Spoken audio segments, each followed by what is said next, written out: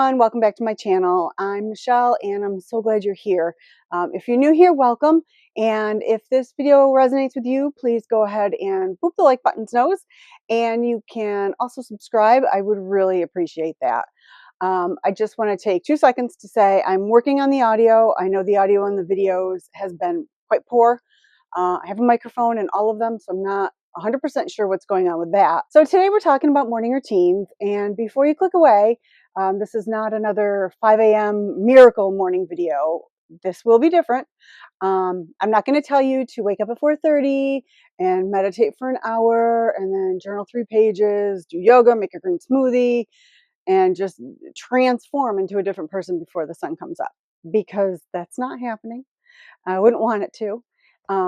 And if you're anything like me, you're barely functional in the morning. You're more zombie than human till at least 9 a.m. But here's the thing. What if I told you that 10 minutes, just 10 minutes, could completely change how your day unfolds? Not some complicated routine, not some productivity hack that requires you to just suddenly love mornings. Just 10 minutes that creates clarity, intention, and will actually make your day better. So does this sound too good to be true? Stick with me. I'm going to break down exactly what to do, why it works, and how to actually make it happen, even if you hate mornings. So let's get into it.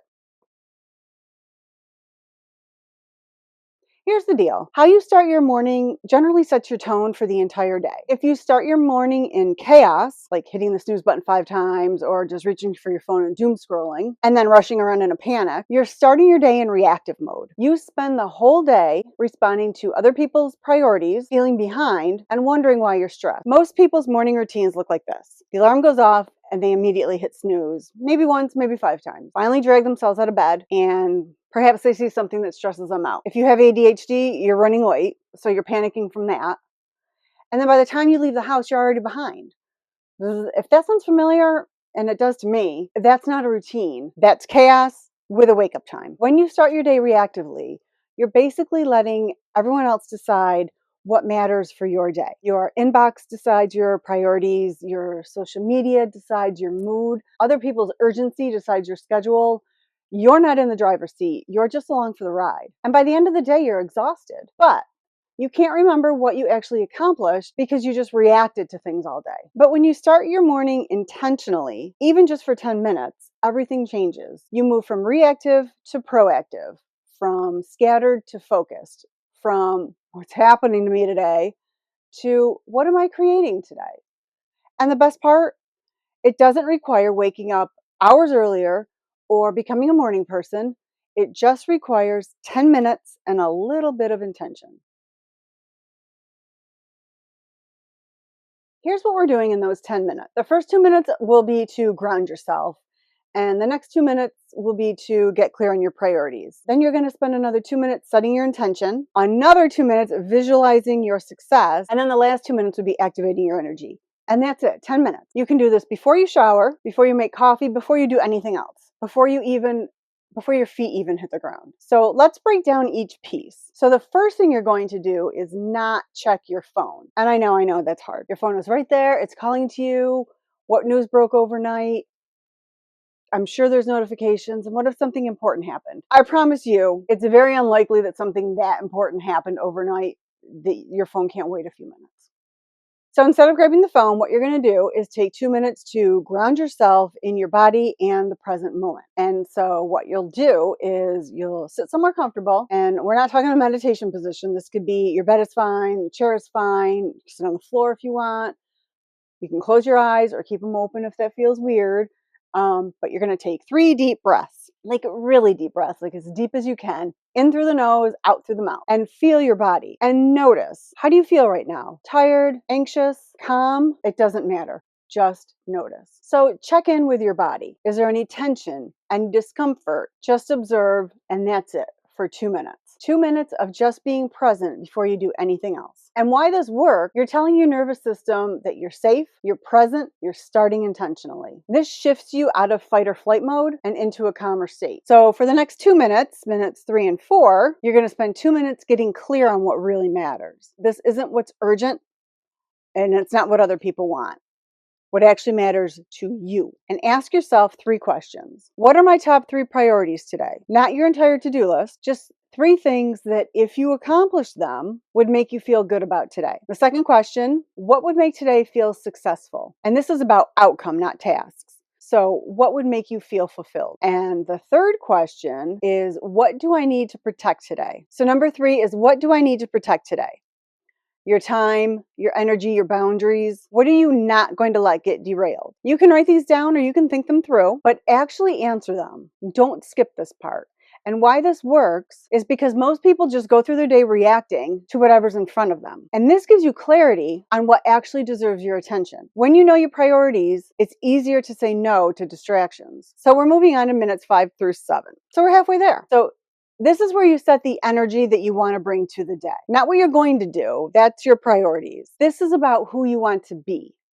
So you're going to ask yourself, how do I want to show up today? Do you want to be calm and present, confident and bold, patient and kind, focused and productive, creative and open, grounded and peaceful? Choose 1 or 2 words that capture how you want to feel and how you want to show up, and then complete the sentence. Today, I am choosing to be.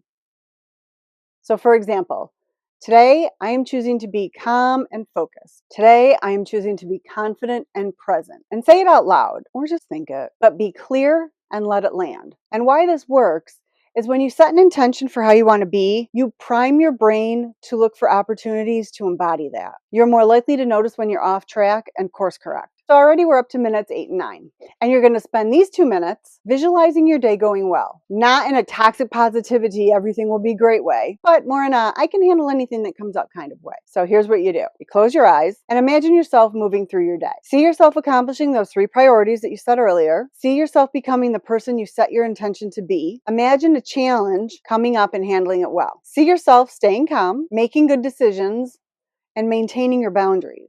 Visualize yourself at the end of the day feeling satisfied, accomplished, and proud of how you showed up. Feel what that feels like. Not just picture it, but feel it in your whole body. Why this works is that your brain doesn't know the difference between vividly imagining something and actually doing it. So when you visualize success, you're creating neural pathways that make it more likely to happen. Plus, you're building confidence and reducing anxiety. And now we've made it up to minute 10. And this last minute is about getting your body activated and ready for the day. You've been sitting still. Now we're going to get some energy moving. So you have options for your final minute. So option 1 would be movement, which would be to stand up and stretch. Reach your arms up, bend side to side, roll your shoulders. Nothing complicated, just get your blood flowing. Your second option is the power pose. This is super corny, but it actually works. So think of Superman and his stand. So you're going to stand tall, you put your hands on your hip, or you can raise your arms like you just won something and hold it for a minute. And it sounds silly, but it also changes your physiology and boosts confidence. The third option is to shake it out. Literally shake your body. Shake your whole arms, your legs, your whole body. Release any stagnant energy. This is especially good if you're anxious. Now, option 2 is my favorite. Option 4 is my second favorite, which is to dance. And you don't have to be a good dancer to do this. Put on one song and dance for a minute. And like I said, I can't dance. Doesn't matter if you can dance. Just move your body with joy.